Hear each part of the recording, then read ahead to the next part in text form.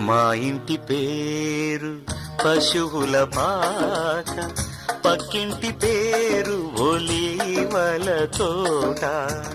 మా ఇంటి పేరు పశువుల పాక, పక్కింటి పేరు ఒలీవల తోట. ఎదురింటి పేరు కల్వరి కొండ, మావాడ పేరు సియోను కోట. మా ఇంటి పేరు పశువుల పాక, పక్కింటి పేరు ఒలీవల తోట. ఎదురింటి పేరు కల్వరి కొండ, మావాడ పేరు సియోను కోట.